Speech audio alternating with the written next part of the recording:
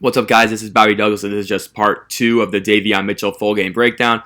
So let's get right into it here.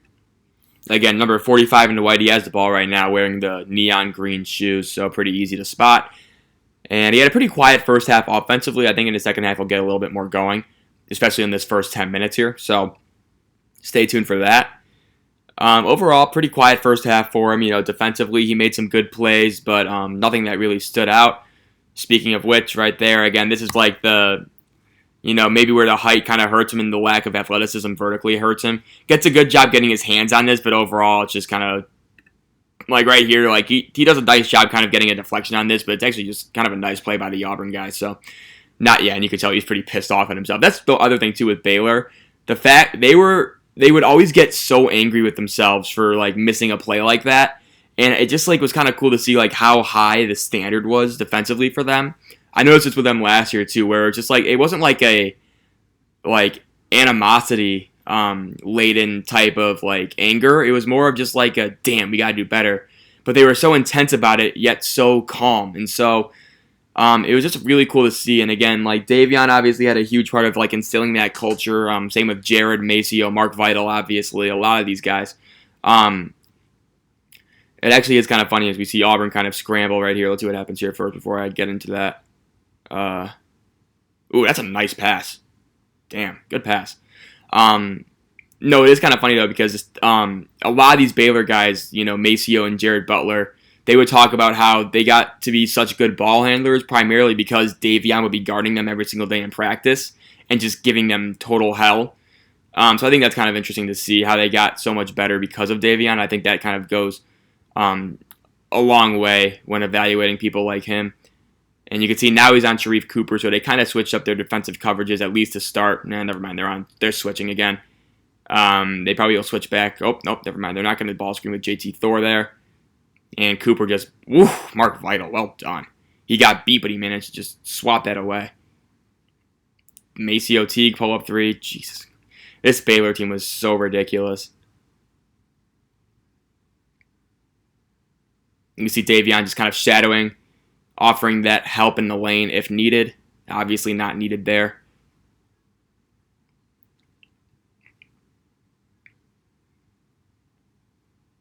Not much going on. Again, good job kind of reacting to that back door. And good job boxing out as well. Not a big rebounding guard. He was around 2.5 a game, so nothing crazy. But, he'll get his nose in there. And again, if he were taller, he'd be getting more rebounds. We got an offensive foul right here. And here he is on Cooper. Again, just getting over that screen really easily.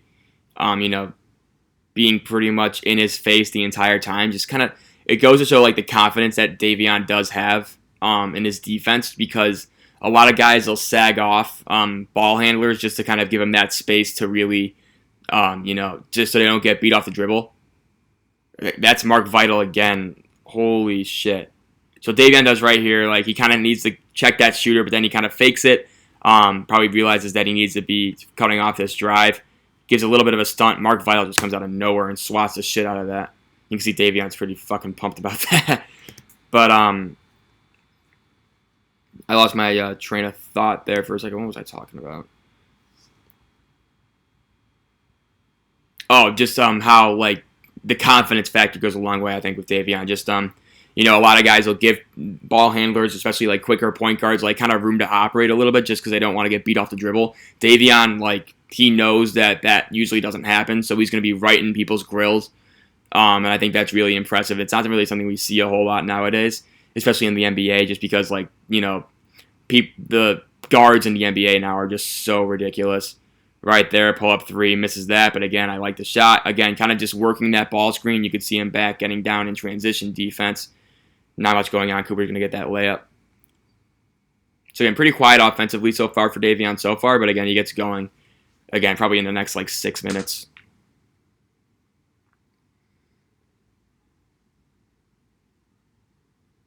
Baylor's offense was kind of it was pretty isolation heavy, actually, just because they had a lot of guys who could break defenses down off the dribble.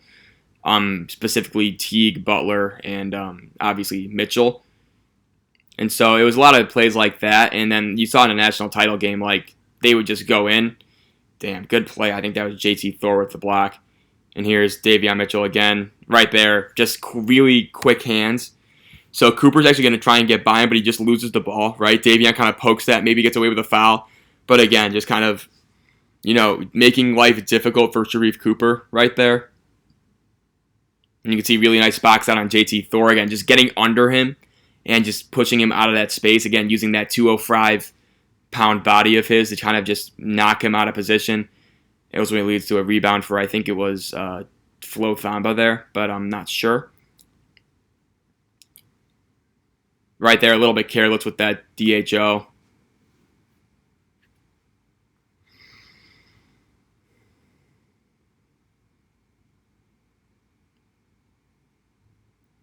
That's good. How is that not out of bounds? What the hell? All right, so now we got a 4-on-2 right now. Let's see what happens here. Again, it's really just, so we got a blocking foul. Again, Davion does a nice job here, just kind of, absorbing the contact. He gets called for a foul here, but again, he has to stop ball. Tough spot to be in, 4-on-2 right there. So.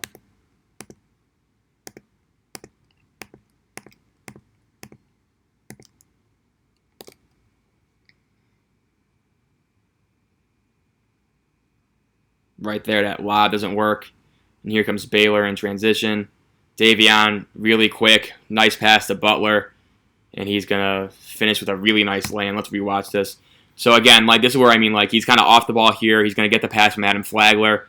And again, so right here, just watch how he just turns on the Jets, right? Auburn can't even contain him, right?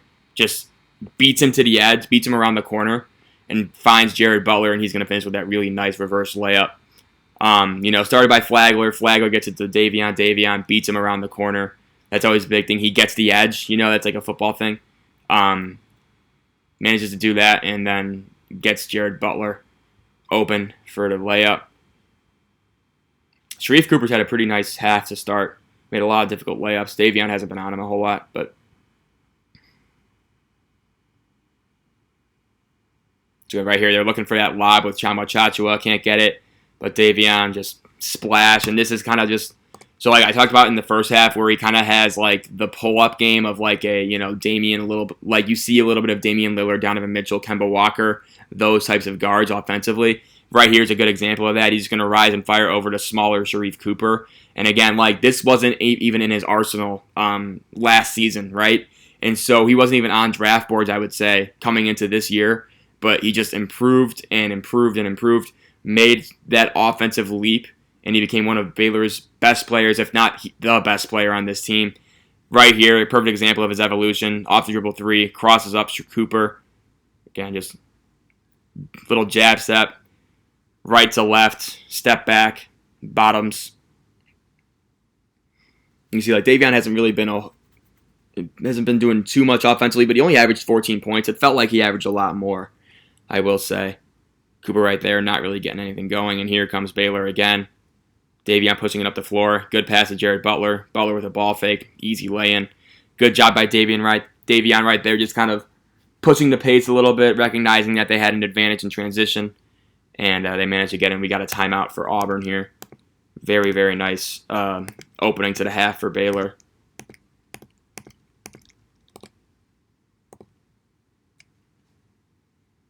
We got a missed three for Auburn, and here comes Baylor again in transition. Davion with his head up. Again, really nice pass. That's a ridiculous pass right there, too. I think Meyer's going to finish with that dunk. But again, notices that Butler's going to be open in the corner, and this is kind of resembling a hammer action. This is not saying that this play in itself is a hammer, but in the half-court setting, right? A lot of times it'll be kind of a flare screen to the corner, and a guy like Jared Butler will be open. And the point guard, usually in this case, Davion Mitchell, is kind of tasked with getting baseline and making this corner pass. So I think this is kind of what he will be seeing a lot of in the NBA, but more in the half-court setting. Right here, he does the same thing in transition, though. He's just going to wrap this pass around two Auburn defenders. Again, really good pass, just kind of gliding through the air. Butler just can't make the shot, but Matt Meyer's right there for just the absolute monster jam. That's what I mean with Meyer. Talked about in the first half, just back and forth, good and bad with Matt Meyer. He'll make plays like that, and then other times he'll make just the dumbest plays you'll ever see. So that's kind of funny to watch him. And you're going to see, there's that. You can see Jerry Butler's pretty pumped about that. And again, Baylor's kind of starting to turn on the Jets here a little bit. Just defensively, they're a lot more energetic than they were in the first half. And there's the Matt Meyer that you would get annoyed with. Right there, Davion tried to jump that passing lane, couldn't get there in time. Probably a little bit too much of a gamble. He will gamble occasionally defensively, but they're usually calculated gambles, and he's usually very disciplined, especially when it comes to like closing out, moving his feet, things like that. So here we go. Right here, he's going to get the ball screen. Again, just simple stuff. Matt Meyer, open three, bang. Again, I love how he's just patient with the ball screen here, right? And this will be key in the NBA, right? He's looking for Jonathan Chamachachua on the roll, right? Knows that it's not there. Again, goes through his progressions, maybe gives Flagler a look in the corner, but ultimately he's going to see this guy kind of committing to the roll, and it's going to leave Matt Meyer wide open. Bang. Again, smart, just simple play from Davion, and again, that's what I mean where he can be. He's a solid overall playmaker. He's not going to make these crazy like galaxy vision passes, but he is going to make the simple play. 9 times out of 10, he'll see it. And so that's basically really all you need. Not everybody can be like a Luka Doncic in terms of passing vision, things like that. But Davion does show enough vision for me to be confident in his ability to be a 1. Maybe not right away. Because I think being off the ball, kind of in that Fred VanVleet type of role. You can see right there another nice pass to Flagler. Just can't make that one there. But kind of just just being like a hard-nosed defender type in that off-ball role, but somebody who can also run the offense off the bench or just kind of run the second unit while still being in the starting lineup. Davion Mitchell catch and shoot 3 off of a kick out. Again, Jared Butler's going to find him wide open, catch and shoot. Simple as that. Again, I love the form from Davion. Again, it just looks so much smoother compared to his 1920 season. And obviously he was a transfer at Auburn before this, so this is kind of like a revenge game for him, which is kind of fun. And you can see right there, simple pass. That's the Matt Meyer kick out, and then there's a Davion 3. Again, really nice rotation on the ball. Very simple.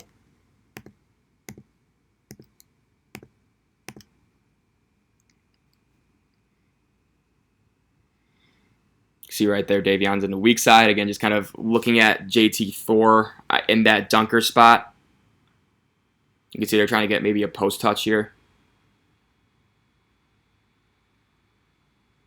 Again, right here, just that closeout, probably one of his worst closeouts in the game, which is saying a lot because it's not a bad closeout at all. I love how he kind of takes away this airspace to the right. Right? Again, you could tell they're trying to force him baseline. That's the Baylor scheme, right? Personally, I would like to see him be a little bit more face up against him, but I understand what he's doing here.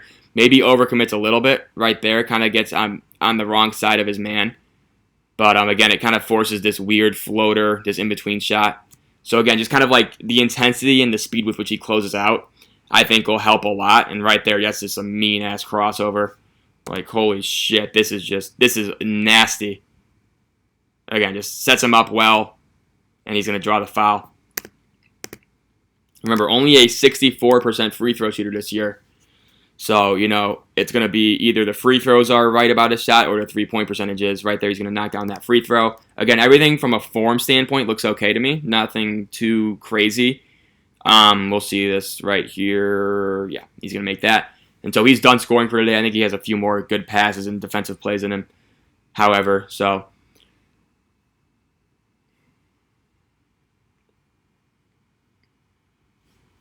Again, right there, not much going on in his direction. On Cooper off the ball right now. Again, right there, kind of got caught ball watching a little bit. This hasn't been his best game defensively, I would say, just because he's had so many good ones.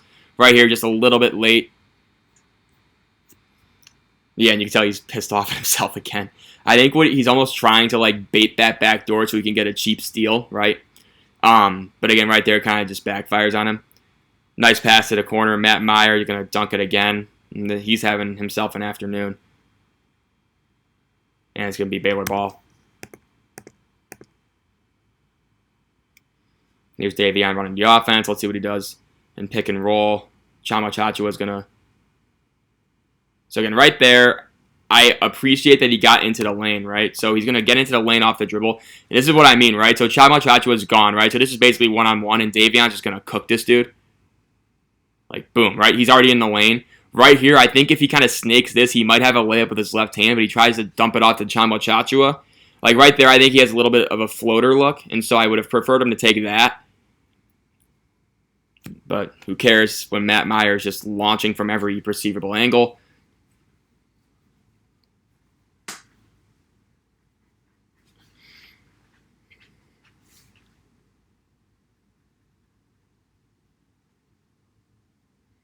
Sharif Cooper, not much going on. Again, loses the ball. That wasn't a Cooper, but not much going on here. Matt Meyer again. No, if that went in, holy shit.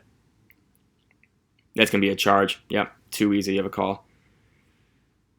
And I believe Davion's out for a little bit right here. I think he's back in like 6 minutes of YouTube time. And then he's in for basically the remainder of the game. It gets kind of, it's never like out of reach for Auburn, but it's also never really threatening for Baylor. And so he's in for the last like 5:20 here. And then we'll wrap up the Davion Mitchell session. Right there, he kind of has to front him because he's smaller. Again, that pass is kind of going over his head. And so, like, you kind of see the limitations that he may have defensively just because, you know, like, how much does a point of attack defender really offer in the NBA? You know, it helps in, like, drop coverage if they can just kind of contain the dribble just so everything's not being sent to the big guy. But obviously, every single team's defensive scheme is different. You can see Davion right there. Again, the nice behind the back, dump out into flow. That's a nice pass. But again, he's probably could have had like another few assists here. But his teammates aren't really finishing the looks that he's getting them.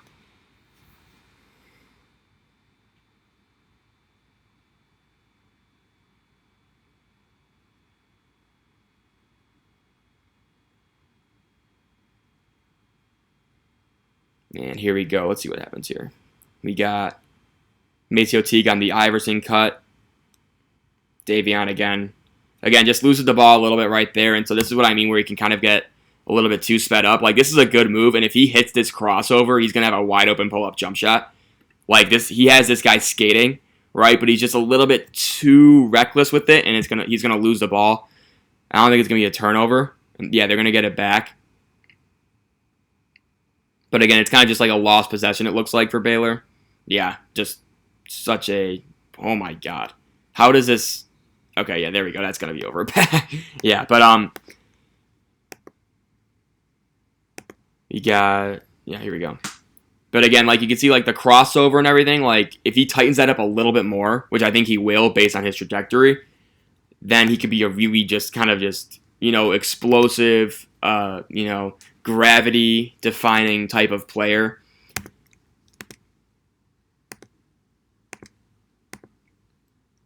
Where, you know, he's kind of like sucking in defenders from the help and then being able to make kick-out passes once he's in the middle of the lane. And again, he doesn't need a ball screen too, so that also helps with spacing a little bit as well. So there are a lot of things I think that he can do well in the NBA, and that's why I personally have him at 6 right now. I just think he's probably like of the guys who are probably like in the 6 to 13, 6 to 14 range. I think he's probably the most finished product. And so that's why I kind of have him there. I think he's the most polished player on both ends. You can see right here, he's going to initiate the DHO into a ball screen. Chama Chachua rolls hard to the rim every time. Here's Davion. Let's see what happens here. Not much going on. Teague trying to break someone down off the dribble, and he's going to get the roll and one. Damn, good play from Teague. Teague's a guy, too, I kind of like for the NBA. If he can become like a catch-and-shoot guy where, like, because he has a very strange catch-and-shoot release, but off the dribble, he was pretty good. You know, he kind of has that, like, slow man's kind of, like, methodical type of pace, kind of like a Kyle Anderson type, although not as slow. But if he can really kind of just, like, fix his catch-and-shoot for him, I think he could actually stick in the NBA as kind of just, like, a role-playing kind of, like, shooter, kind of scorer type, you know. So he's a guy I think I'd probably have I'd probably say it's worth watching and worth keeping an eye on.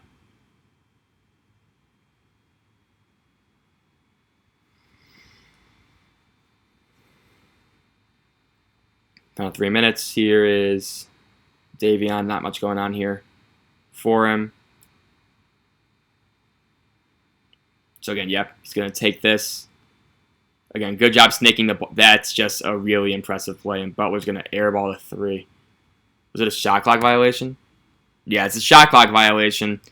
And so Davion, he's going to get this here. Again, really nice job kind of just snaking this action, right? He doesn't even need a screen for this. A lot of times you hear me say snake the screen. He's just snaking 2 defenders right here. I get it, 4 seconds on the shot clock. So right here, this needs to be a pull-up, but I understand, like, this is a really good pass. And so if he has, like, an extra second, Butler gets that off. He might have actually gotten that off with 1 second left. But that's just, like, a really impressive play. And that's what I mean. Like, he kind of just, like, Davion can kind of just, like, dart in between certain areas of the floor really well.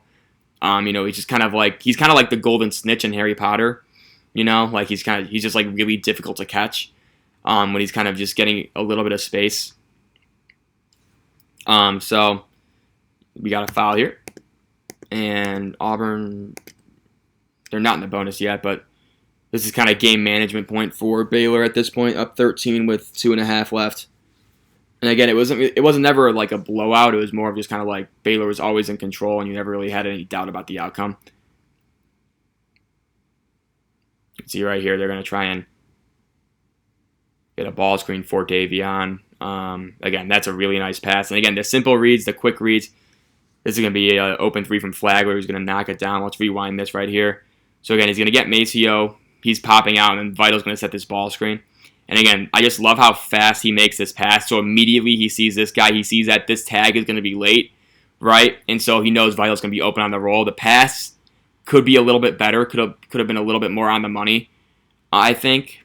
But good job by Vital to catch that and then kick it out to Flagler for an open 3. And he's had himself a day, and he's a guy I really like moving forward for the NBA too. I think this year he'll be a very good, as we see Davion kind of give up that baseline again, which is the scheme. So it's acceptable. But Flagler, I think next year he'll be like a first team All Big 12. Davion needs to go to that ball, but also Jared Butler can't throw that duck. We got a timeout here. But Flagler, I think he's back at Baylor this year. I think Baylor is, again, I think I'm going to have him in my Final Four based on who they have coming in. They got Kendall Brown, who's a 5-star guy. He's like 6'8", can handle the ball, dribble, shoot, things like that. And you also have Langston Love, who's a 4-star guy. You have Matt Meyer. Hopefully he comes back if you're a Baylor fan. But although if he has a lot of these performances like today, you know, he might be gone. Depends what people think about him. Got another foul here. Good job by Davion, kind of just leading the break. We got a flagrant, looks like. Now JTT's shooting free throws. We got offensive rebound. But no, you're gonna have like a starting 5. They got James Akinjo from Arizona, who was really good at Arizona, and before that Georgetown. So he'll be their starting guard. You're gonna have right there. That's gonna be a timeout. Yeah, Davion kind of got trapped there. But you're going to have Akinjo, you're going to have Adam Flagler, Matt Meyer, Kendall Brown, Jonathan Chamu-Chachu will be back. LJ Cryer, right there, Davion's going to launch. Yeah, 2 seconds on the shot clock. This is just going to be Dame time. Can't get that one to go. Maybe that's a little bit worrisome for his range extending, but, you know, we will see in the future. And again, Auburn sending the double. Good job just kind of avoiding that. Jared Butler with a very nice spin. Damn. There's Jonathan Chamu-Chachu right there. Final 46 seconds here.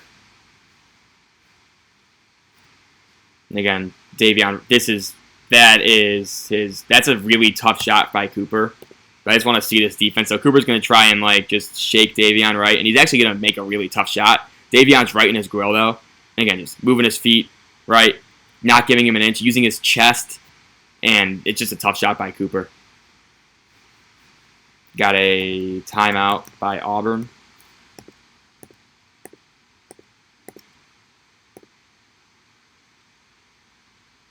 You got Maceo Teague on the break. Oh, that is... Oh, damn. That would have been hilarious if you made that. Good job walling up JT Thor. Brick to 3. And then this is just... I think Auburn basically just runs out the clock here. So I'll pause it and end the video here. Thank you guys for watching. I hope you guys enjoyed this one on Davion Mitchell. I obviously am super high on him. He's definitely going to be in my top 10, probably at number 6 if things are looking the way they are now.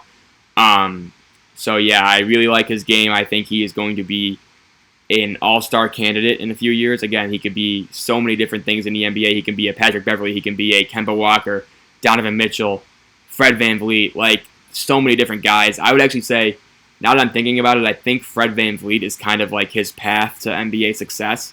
And so if he can be that, obviously that's worth a 6 overall pick in my opinion.